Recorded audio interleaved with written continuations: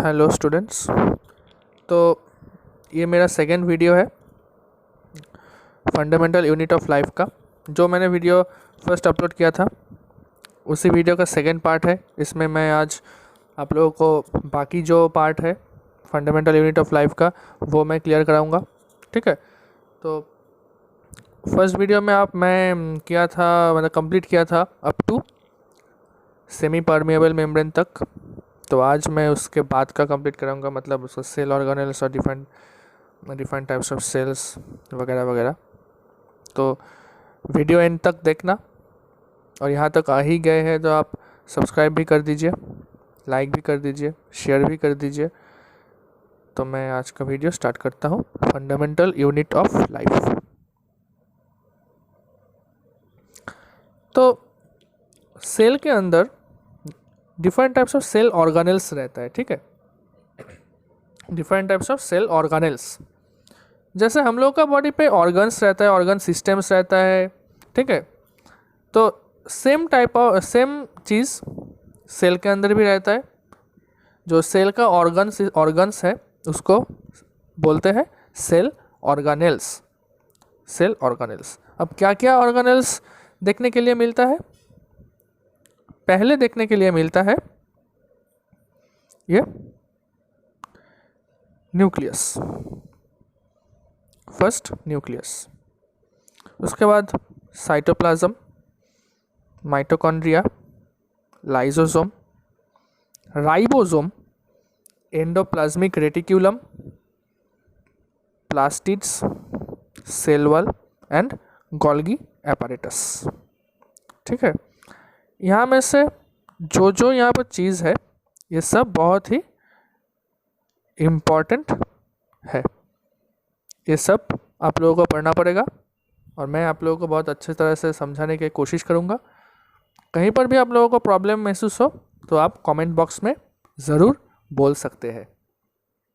ठीक है। तो मैं स्टार्ट करता हूँ। जो फर्स्ट टॉपिक है वो है न्यूक्लियस से।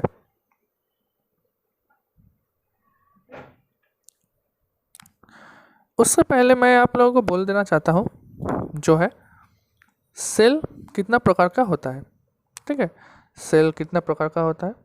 तो नॉर्मली सेल होता है दो टाइप का सेल होता है। क्या क्या होता है? एक होता है प्रोकैरियोटिक सेल, और एक होता है यूकैरियोटिक सेल। ठीक है। जो मैं यूकैरियोटिक सेल को बाद में बोलता हूँ, तो पहले हम लोग जान लेते हैं प्रोकैरियोटिक सेल के बारे में। जो है प्रोकैरियोटिक सेल, क्या बोला है? First point, it is well defined nucleus present. Well defined nucleus are not present. उसका मतलब क्या है? ठीक है। ये सब बोलने के पहले मैं एक आप चीज़ को बोल देना चाहता हूँ, जो बहुत ही इम्पॉर्टेंट पार्ट है वो है कि ये जो प्रोकैरियोटिक है, ये जो प्रोकैरियोटिक वर्ड है, इसका मतलब क्या है? हम लोग प्रोकैरियोटिक को दो भागों में पहले भाग कर लेते हैं, दो भागों में डिवाइड कर लेते हैं। एक है प्रो। इसका मतलब क्या है? प्रो का मतलब है प्रिमिटिव।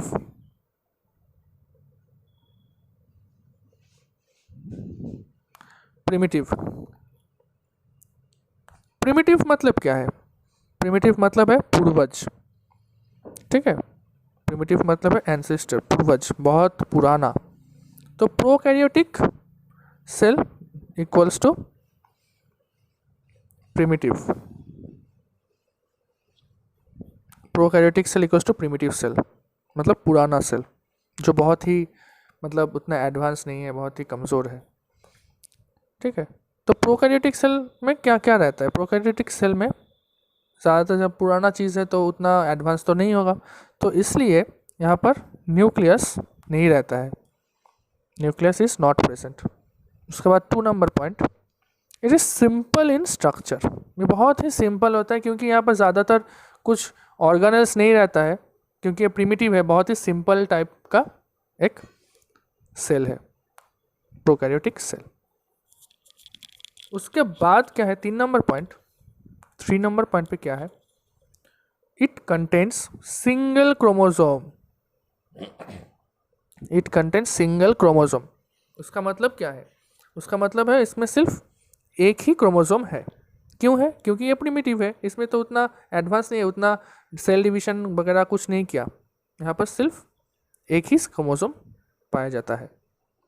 उसके बाद न्यूक्लियस इज एब्सेंट। यहाँ पर न्यूक्लियस, वेल डिफाइंड न्यूक्लियस नहीं रहता, कभी कभी न्यूक्लियस एब्सेंट भी रहता है, ठीक है। उसके बाद इसका साइज कितना हो सकता है, इसका साइज बहुत ही छोटा है, अप टू 1 to 10 माइक्रोमीटर। इसका मतलब बहुत ही छोटा, इसका मतलब बहुत ही छोटा, ठीक है, बहुत ही छोटा टाइप का एक सेल होता है ये प्रोकैरियोटिक सेल, ठीक है, ओके। उसके बाद हम लोग नेक्स्ट पे जाते हैं, नेक्स्ट सेल पे। नेक्स्ट कौन सा है, यूकैरियोटिक सेल। अब आ जाते हैं हम लोग यूकैरियोटिक। अब नॉर्मली हम लोग जब आप जान चुके हैं प्रोकैरियोटिक सेल क्या होता है, तो it's very easy to understand what do you mean by eukaryotic cell. We can easily say that eukaryotic cell is a type of cell which is advanced in nature, which is very advanced in nature. इसका मतलब क्या है, ये बहुत ही advanced है, बहुत ही अच्छा है, बहुत ही मतलब स्ट्रॉन्ग है प्रोकैरियोटिक सेल से। क्यों, क्योंकि ये बहुत रिसेंटली डिस्कवर्ड हुआ है, ठीक है। तो यूकैरियोटिक सेल में U means advanced and carry-on means cells. अब यूकैरियोटिक सेल में कुछ इंपॉर्टेंट कैरेक्टरिस्टिक्स है। वो क्या है, वो है इसमें उल्टा है, सिर्फ नॉर्मली जो प्रोकैरियोटिक सेल में था सिर्फ एकदम डायरेक्ट उल्टा है, एकदम डिफरेंट, ठीक है, एकदम ऑपोजिट है। इजी है ये, इसका डिफरेंस बहुत ही इंपॉर्टेंट है। Write the difference between prokaryotic and eukaryotic, मैं पिछली वीडियो में भी आप लोगों को बोल चुका हूँ, इसका डिफरेंस बहुत ही इंपॉर्टेंट है। Write the difference between prokaryotic cell and eukaryotic cell, ठीक है, ओके। इट हैज़, जैसे प्रोकैरियोटिक सेल पे क्या था, वेल डिफाइंड न्यूक्लियस एब्सेंट था, तो इसमें क्या होगा, well defined nucleus is present. Similarly वो प्रोकैरियोटिक सेल बहुत ही सिंपल स्ट्रक्चर था, ये बहुत ही कॉम्प्लेक्स है। क्यों कॉम्प्लेक्स है, क्योंकि ये बहुत एडवांस्ड है, इसमें बहुत different types of cell organelles present है। उसके बाद it contain more than one chromosome, it contain more than one chromosome, 1+ chromosome is present. क्यों, क्योंकि एडवांस है। जैसे प्रिमिटिव सेल पे क्या था, प्रोकैरियोटिक सेल पे क्या था, प्रोकैरियोटिक सेल पे ओनली 1 क्रोमोसोम इज प्रेजेंट, यहाँ पर more than 1 chromosome is present. वहाँ पर न्यूक्लियस भी एब्सेंट था, यहाँ पर न्यूक्लियस भी प्रेजेंट है, हम लोगों को दिख पा रहा है। उसके बाद वो बहुत ही छोटा साइज पे था और ये बहुत ही लार्ज साइज पे है यूकैरियोटिक सेल, ठीक है। तो ये हो गया यूकैरियोटिक सेल का, ये हो गया यूकैरियोटिक सेल का नॉर्मली कैरेक्टरिस्टिक्स। और आप लोग यहाँ से डिफरेंस भी निकाल सकते हैं, उसके बाद एग्जाम्पल भी लिख सकते हैं। एग्जाम्पल पे नॉर्मली यूकैरियोटिक सेल पे बहुत ही रिसेंट जो वो है, आप लोग बैक्टीरिया वगैरह का नाम दे सकते हैं, ठीक है। उसके बाद हम लोग नेक्स्ट टॉपिक पे जाते हैं। नेक्स्ट टॉपिक क्या है, नेक्स्ट टॉपिक पे जाते हैं। नेक्स्ट टॉपिक है अब हम लोग सेल का डिफरेंट ऑर्गेनेल्स के बारे में बात करेंगे। हम डिफरेंट ऑर्गेनेल्स के बारे में बात करेंगे। तो डिफरेंट ऑर्गेनेल्स क्या क्या है, अब देखिए यहाँ पर मैंने छोटा सा एक पार्ट में बोला है, छोटा सा एक पार्ट, सॉरी, यहाँ पर छोटा सा एक पार्ट में मैंने बोला the various shapes of cell. यहाँ पर क्या है, इसका मतलब सेल का different structure. Cells are found in various shapes size, ठीक है, such as round shape, round normally round shape, round ऐसे नॉर्मली राउंड शेप होता है। स्पेरिकल शेप, ठीक है। ओवल ओवल मतलब भी ऐसे ओवल शेप। उसके बाद स्पिंडल शेप ऐसे, ठीक है। ब्रांच से डिफरेंट। उसके बाद मेन जो इंपॉर्टेंट बात है वो सेल सेल ऑर्गेनेल्स पे फर्स्ट जो पार्ट है वो है न्यूक्लियस। ठीक है, ये बहुत ही इंपॉर्टेंट है। न्यूक्लियस क्या है? न्यूक्लियस सेल का अंदर पे रहता है, जैसे ऐसे एक सेल है उसका अंदर पे ऐसे रहता है, ये हो गया उसका, ये हो गया न्यूक्लियस। ठीक है, ये हो गया nucleus. It is very important organelles. It is very important organelles of the cell as it regulates all the activity of the cell. इसका मतलब क्या है? न्यूक्लियस सेल का अंदर रहता है and it plays an important role to conduct the different function of the cell.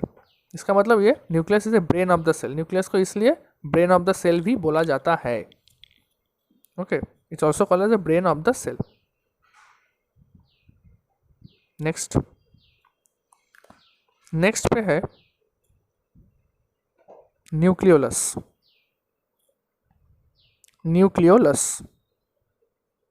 यहाँ पर थोड़ा सा कलर हम लोग चेंज कर लेते हैं, ब्लैक नहीं है यहाँ पर, ब्लू ले लेते हैं। ठीक है, डीप ब्लू ले लेते हैं तो सुविधा होगा। तो इट्स ए न्यूक्लियोलस। न्यूक्लियोलस क्या होता है? Nucleolus, it is a part of the nucleus. It is also known as a factory of ribosome. It helps in the protein synthesis of the body. It is a part of the nucleus, ये nucleus का अंदर पे रहता है। Second point, it is known as a factory of ribosome. It is known as a factory of ribosome का मतलब क्या है? यहाँ पर राइबोसोम फॉर्मेशन होता है, राइबोसोम सिंथेसिस होता है। It helps in the protein synthesis of the body. Ribosome form होता है, उसका मतलब क्या है? राइबोसोम के अंदर प्रोटीन सिंथेसिस होता है। तो ultimately nucleolus is also called as a protein synthesis of the body. ठीक है, ओके। क्रोमोसोम, अब नेक्स्ट पार्ट है chromosome. They are the vehicles of gene. Vehicles मतलब क्या है? जान वाहन, मतलब एक जगह से दूसरी जगह पर जाने के लिए जो ट्रांसपोर्टेशन करते हैं वो व्हीकल्स है। तो यहाँ पर क्या बोला? They are the vehicles of gene. उसका मतलब जीन को एक जगह से दूसरी जगह पर ट्रांसपोर्ट करने के लिए, लेके जाने के लिए, मोबिलिटी के लिए क्रोमोसोम हेल्प करता है। Genes are carried by chromosome. Genes को कौन लेके जाता है? क्रोमोसोम। कहाँ पर? डिफरेंट जगह तक। Genes express our characteristics such as intelligency, complexion, height. Intelligency, दिमाग, from the parents to the offspring जो जीन्स चेंज होता है, पेरेंट्स के लिए जो जीन रहता है वो जीन बच्चा पे जाता है, बच्चों के बाल, बच्चों के आई कलर, बच्चों के हाइट, ये सब डिपेंड करता है जीन पे। ठीक है, ये जीन को कौन लेके जाता है? क्रोमोसोम। कॉम्प्लेक्शन मतलब गोरा, ब्लैकिश इन कलर। ठीक है, हाइट मतलब कितना height, tallness, dwarf, medium height. ठीक है, ये सब कौन करता है? जीन करता है। जीन को कौन लेके जाता है कहाँ? मतलब डिफरेंट जगह तक? क्रोमोसोम। तो chromosome plays an important role in our body, which it is present in cell. Okay, तो ये पार्ट क्लियर? ओके, तो नेक्स्ट पार्ट हम लोग देखते हैं। तो मैंने जो न्यूक्लियस का जो मैंने करवाया, तो न्यूक्लियस का डायग्राम भी हम लोग देख लेते हैं। तो ये है न्यूक्लियस, ये नॉर्मल न्यूक्लियस का डायग्राम है। आप लोग चाहे तो वीडियो को पॉज करके आप लोग इसको डायग्राम प्रैक्टिस भी कर सकते हैं। ठीक है, तो मैं नेक्स्ट पे और एक डायग्राम है, नेक्स्ट पे डायग्राम है न्यूक्लियोलस। ये है न्यूक्लियोलस। इसका डायग्राम उतना इंपॉर्टेंट नहीं है, नॉर्मली आप लोगों को देखने के लिए मैंने दे के रखा है न्यूक्लियोलस, देख सकते हैं। ठीक है, नेक्स्ट पे क्रोमोसोम। ये बहुत ही इम्पोर्टेंट है, ये बहुत ही इम्पोर्टेंट डायग्राम है एक। यहाँ पर जो बैंड है, यहाँ पर जो ये सब है ना, ये सब यहाँ पर सब ऐसे जो बैंड है, ये सब जीन है। यहाँ पर ही सब जीन रहता है और ये जीन ही बहुत इम्पोर्टेंट है। ये बहुत इम्पोर्टेंट डायग्राम है। ठीक है, नेक्स्ट हम लोग अब जंप करके आ चुके हैं नेक्स्ट सेल ऑर्गेनेल्स के ऊपर, जो है एंडोप्लाज्मिक रेटिक्यूलम। एंडोप्लाज्मिक रेटिक्यूलम, ठीक है, एंडोप्लाज्मिक रेटिक्यूलम। अब एंडोप्लाज्मिक रेटिक्यूलम को और एक शॉर्ट फॉर्म पे ER भी बोलते हैं, ER, एंडोप्लाज्मिक रेटिक्यूलम ER, ठीक है। तो ये जो नॉर्मली है एंडोप्लाज्मिक रेटिक्यूलम, इसका फंक्शन क्या है, ये कहाँ रहता है, इसका लोकेशन क्या, कैरेक्टरिस्टिक्स क्या है, ये सब हम लोग अब जानेंगे। फर्स्ट जो पॉइंट है, it is located around the nucleus of the cell, it is located around the nucleus of the cell. तो ये क्या होता है, ये न्यूक्लियस का साइड पे रहता है, ये न्यूक्लियस का अराउंड पे रहता है, around the nucleus of the cell. They are large network like structure, they are मतलब बहुत ही बड़ा होता है, बहुत ही मतलब पेचीदा सा होता है, बहुत ही मतलब एलाबोरेटली कवर्ड होता है, बहुत ही large network like structure. It looks like long tubules और राउंड ऑन ऑब्लॉन्ग बैग्स और वेसिकल्स, ठीक है, ये लॉन्ग टाइप ऑफ साइज रहता है। देयर आर 2 टाइप्स, कितना टाइप्स, 2 टाइप्स। क्या क्या रहता है सबको पता है, rough endoplasmic reticulum and smooth endoplasmic reticulum. एक होता है रफ और एक होता है स्मूथ। अब ये रफ, ये स्मूथ क्यों, क्योंकि जो रफ है उसमें रहता है, जो रफ है उसमें रहता है राइबोसोम,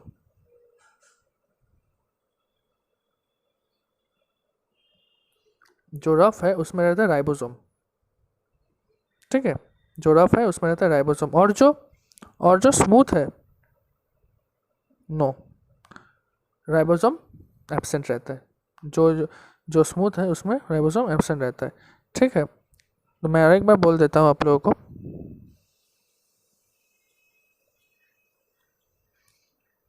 जो रफ है उसमें राइबोसोम रहता है, जो स्मूथ है उसमें राइबोसोम नहीं रहता है। राइबोसोम कैसे रहता है, ऐसे ऐसे ऐसे छोटे बिल्डिंग ब्लॉक्स जैसा राइबोसोम रहता है, ठीक है। यहाँ पर डायग्राम भी है, लोग देख सकते हैं, यहाँ पर डायग्राम भी है, देखिए आप लोग। ये जो है ये है रफ एंडोप्लाज्मिक रेटिकुलम और ये जो है ये है स्मूथ एंडोप्लाज्मिक रेटिकुलम, ठीक है, ओके। अब देखिए main function, the main function of endoplasmic reticulum are detoxification of poisonous material and exchange of material. Detoxification of poisonous material and exchanging material. Detoxification of poisonous material मतलब वो जो poisonous material होता है हम लोग का बॉडी पे अंदर, उसको डिटॉक्सीफाई कर देता है, उसको डिस्ट्रॉय कर देता है। एंड एक्सचेंजिंग मटेरियल मतलब मटेरियल को एक्सचेंज करता है, एक जगह से दूसरी जगह पे ले जाने के लिए हेल्प करता है। फंक्शन ऑफ RER मतलब rough endoplasmic reticulum. Rough endoplasmic reticulum is the site of protein, क्योंकि वहाँ पर राइबोसोम रहता है इसलिए site of protein. And they manufacture protein, मतलब प्रोटीन फॉर्म करने के लिए हेल्प करता है। फॉर्म करने के लिए प्रोटीन को हेल्प कौन करता है, ribosome. It consist many ribosome and so the surface of the is rough, is named endoplasmic rough endoplasmic reticulum. मैंने जो बोला वही बोला है यहाँ पर। रफ एंडोप्लाज्मिक रेटिकुलम के अंदर राइबोसोम रहता है, ribosome is plays an important role to the help in the formation of the protein. Okay good. तो नेक्स्ट पे तो डायग्राम है, नेक्स्ट क्या, Golgi apparatus. Golgi apparatus, Golgi apparatus, Golgi apparatus के अंदर गोल्गी बॉडी रहता है, गोल्गी बॉडी। अब गोल्गी बॉडी का नाम गोल्गी बॉडी क्यों है, बहुत ही पेचीदा नाम है, बहुत ही एक फनी टाइप का नाम है। क्यों है, क्योंकि गोल्गी बॉडी को जो डिस्कवर किया, जो साइंटिस्ट ने डिस्कवर किए थे, उस साइंटिस्ट का नाम है सर कैमिलियो गोल्गी। इसको आप लोग मार्क कर लीजिए, sir Camillo Golgi, a famous biologist and a scientist recognise as a Golgi body nerve cell. Nerve cell क्या है, नर्व सेल है हम लोग का न्यूरॉन। नर्व सेल हम लोग को बोला है neuron, neuron is called nerve cell, ठीक है। They are located in the nerve cell as well as the every part of the body. सब जगह पर रहता है, नर्व सेल में भी रहता है और defined part of the body में भी रहता है। They are parallel way, they are in a parallel way मतलब स्टैक लाइक स्ट्रक्चर, ऐसे ऐसे ऐसे, they are in a parallel way, parallel wise रहता है, ठीक है। ये पैरेलल वाइज पे रहता है, ठीक है। अब देखिए, it consist of, it is generally consist of, it is generally consist of,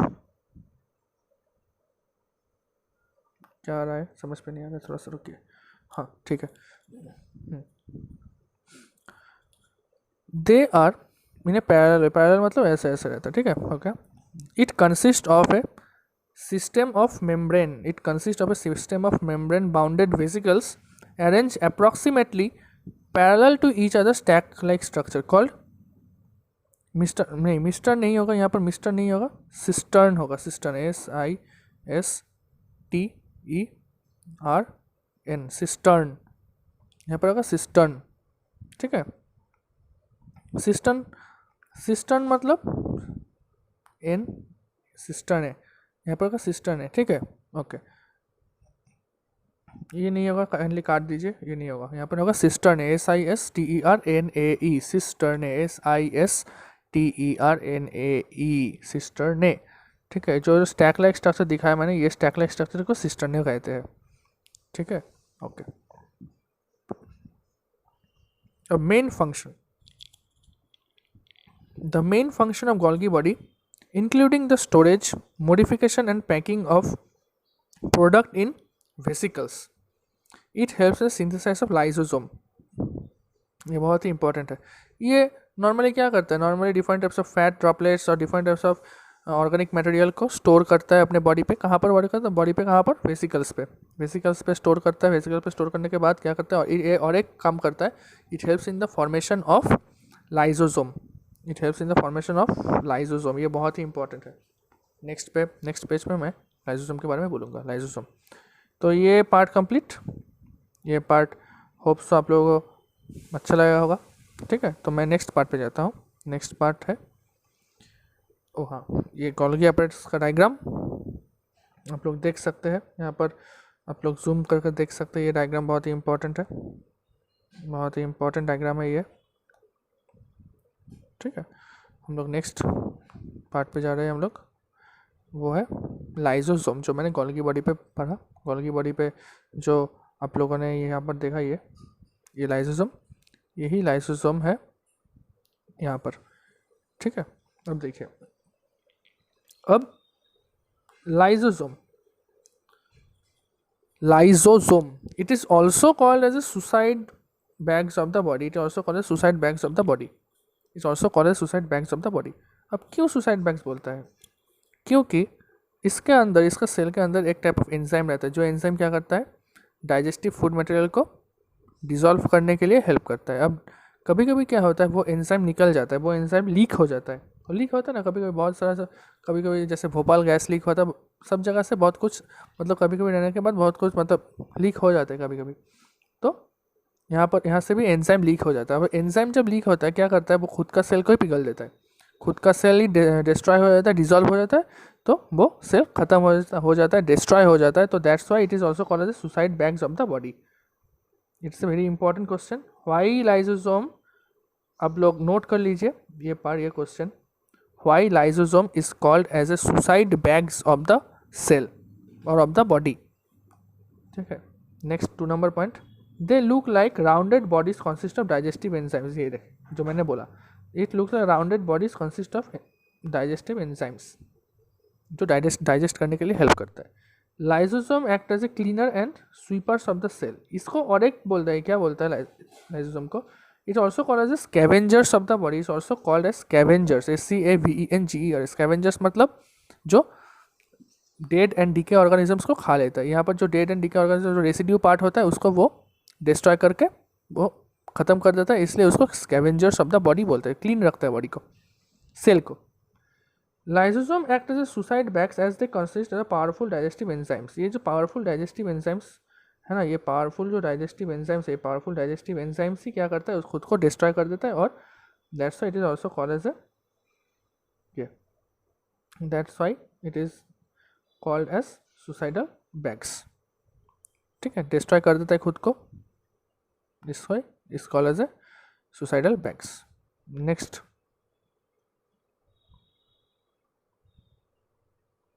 ये देखिए लाइसोसोम, ये जो छोटा सा पार्ट है, ये जो पार्ट है इसको लाइसोसोम, इसका अंदर जो ये पार्ट है, ये जो पार्ट है, ये सब इसका अंदर एंजाइम्स रहता है। ये कभी कभी बर्स्ट हो जाता है, ये कभी कभी बर्स्ट हो जाता है। तो बर्स्ट हो जाने के बाद यहाँ पर सब एंजाइम निकल जाता है, एंजाइम खुद को डिस्ट्रॉय कर लेता है, तो इसलिए इसको सुसाइडल बैग्स भी बोलता है। ठीक है, okay. Mitochondria, mitochondria.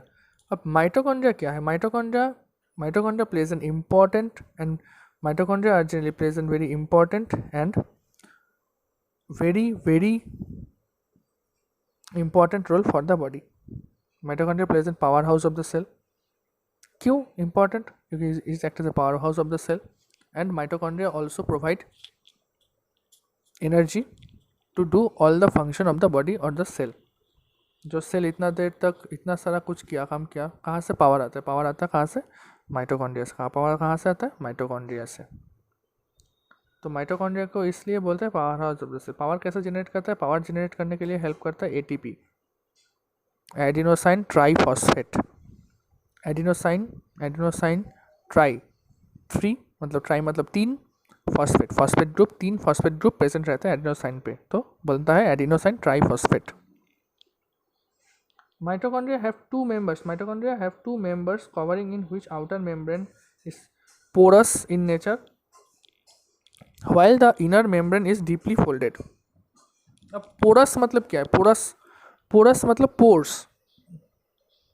Different pores रहता है, छोटा पोर्स रहता है एकदम, मतलब स्मॉल होल्स, पोर्स। ठीक है, ओके। और अंदर का पार्ट क्या होता है? अंदर का पार्ट डीपली फोल्डेड, अंदर का पार्ट अच्छा से फोल्ड रहता है, एकदम अच्छा से फोल्ड रहता है, तो उसको बोलते हैं हम लोग deeply folded. It is a double membrane structure, the outer membrane is porous and inner membrane is deeply folded, created a large surface area for ATP generation chemical reaction. मतलब क्या बोला? बाहर का पोरस, अंदर का फोल्डेड, जहाँ पर ATP form करता है एंड केमिकल रिएक्शन होता है। Clear? Okay. ATP, adenosine triphosphate is the energy currency of the cell. ये पार्ट बहुत ही इंपॉर्टेंट है, ATP is also called as the energy currency of the cell. ATP is also called as the energy currency of the cell. Ranking new chemicals, मतलब new chemicals form करता है for mechanical work, different types of work के लिए, mechanical work के लिए। ठीक है, okay. अब ये देखिए, ये है माइटोकॉन्ड्रिया डायग्राम, आप लोग पॉज करके देख सकते हैं, बहुत ही इजीली मेड डायग्राम है, तो समझने के लिए अच्छा होगा। उसके बाद प्लास्टिड। अब देखिए प्लास्टिड क्या होता है? ये भी प्लास्टिड है। प्लास्टिड देखिए, प्लास्टिड सिर्फ प्रेजेंट है प्लांट सेल पे। Plastid is only found in plant cell. How many types of plastid? There are 2 types of plastid. ठीक है, there are 2 types of plastid. एक होता है क्रोमोप्लास्टिड और क्लोरोप्लास्टिड, और एक होता है ल्यूकोप्लास्टिड, कलरलेस प्लास्टिड। अब क्रोमोप्लास्टिड के अंदर क्लोरोप्लास्ट होता है। क्लोरोप्लास्ट क्या है? ग्रीन कलरेशन, जो पत्ते, गाछ के पत्ते जो ग्रीन कलर का होता है ना, वो ग्रीन कलर पे क्यों होता है? ग्रीन कलर पे होता है क्योंकि यहाँ पर क्लोरोप्लास्ट होता है। क्लोरोप्लास्ट क्या करता है? फंक्शन क्या है इसका? क्लोरोप्लास्ट का मेन फंक्शन है क्लोरोफिल देना, और it's helps plays an important role to perform photosynthesis. उसके बाद आता है ल्यूकोप्लास्ट। ल्यूकोप्लास्ट मतलब वाइट प्लास्टिड, कलरलेस और white plastid. Plastid with chlorophyll pigment are called chloroplast. Plastid with chlorophyll pigment are called chloroplast, जो मैंने बोला अभी। They are green, red, yellow, brown. ठीक है, क्लोरोप्लास्ट तो ग्रीन कलर पिगमेंट को बोलते हैं, और डिफरेंट कलर को डिफरेंट पिगमेंट बोलते हैं। मैं आपको यहाँ पर नहीं बताऊंगा क्योंकि आप लोगों का सिलेबस पे नहीं है। ठीक है, तो आप लोग इसको याद रखिए, ये पॉइंट को आप लोग याद रखिए। Depending upon the different types of pigments, functions. Chloroplast is known as the kitchen of the cell. Chloroplast is known as the kitchen of the cell. It helps to synthesize the food by the process of photosynthesis. इस बात सबको पता है. तो chloroplast क्या करता है? Chloroplast खाना बनाने के लिए हेल्प करता है, फोटोसिंथेसिस के लिए, किचन ऑफ द सेल. ठीक है. उसके बाद lactoplast and chromoplast. Lactoplast stored material such as starch, oil and protein. Chromoplast impart of the colour of the flower, helps in pollination. ठीक है, विच हेल्प्स इन पॉलिनेशन. ये है total diagram of क्लोरोप्लास्टिड, मतलब plastid का diagram. ये है stack like structure called plastid. ठीक है, स्टैक लाइक स्ट्रक्चर होता है. नेक्स्ट है वैक्यूल्स, सेल वैक्यूल्स. तो वैक्यूल्स, अब वैक्यूल्स को जाने के लिए, वैक्यूल्स मतलब वैक्यूल्स मतलब कोई एक वॉइड एरिया, मतलब फ्री स्पेस जहाँ पर कुछ नहीं रहता है, उसको वैक्यूल्स बोलते हैं. सेल वैक्यूल्स मतलब सेल का जो फ्री स्पेस है उसको सेल वैक्यूल्स बोलते हैं.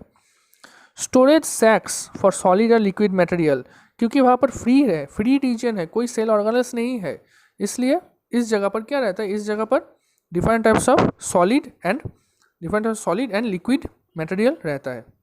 ठीक है. 2 number point, vacuoles are the large and numerous plant cells. Vacuole सिर्फ प्लांट सेल पे ही रहता है. वैक्यूल सिर्फ प्लांट सेल पे ही रहता है. दे आर स्मॉल और एब्सेंट इन एनिमल सेल. जैसे मैंने बोला, एनिमल सेल पे नहीं रहता है. ठीक है, ओके. ये भी आप लोग नोट कर लीजिए, पॉज करके वीडियो को. अब ये हो गया वैक्यूल्स का डायग्राम. वैक्यूल्स मतलब जैसे मैंने बोला, ये जो पार्ट है ये वैक्यूल्स है. ये सब ये वैक्यूल्स है. ये सब आप नोट कर लीजिए. डायग्राम को आप देख सकते हैं पॉज करके. तो वैक्यूल्स ये है लास्ट. ठीक है, ये हो गया मेरा ये लास्ट टॉपिक है. तो यहाँ तक होप सो आप लोगों को सब कुछ समझ पे आया होगा. ठीक है, होप सो आपको सब कुछ समझ पे आया होगा. मैंने अच्छा से आपको सब कुछ इन डिप्थ जाके सब कुछ समझा दिया, किसका क्या क्या फंक्शन है. तो मेरा नेक्स्ट जो टॉपिक होगा वो जल्दी ही रिलीज़ करूँगा मैं. तो तब तक आप लोग इस लॉकडाउन के सीज़न पे ये फंडामेंटल यूनिट ऑफ लाइफ अच्छा से ध्यान से वीडियो को देखिए. अपने दोस्तों को शेयर कीजिए, अपने फैमिली मेम्बर्स को शेयर कीजिए, लाइक कीजिए, सब्सक्राइब कीजिए, और बेल आइकन का भी ऑन कर लीजिए. तो जब भी मैं नया वीडियो अपलोड करूँ तो आप लोगों को जल्दी खबर मिल जाए. ठीक है, okay. Good bye, stay safe, keep studying. Thank you.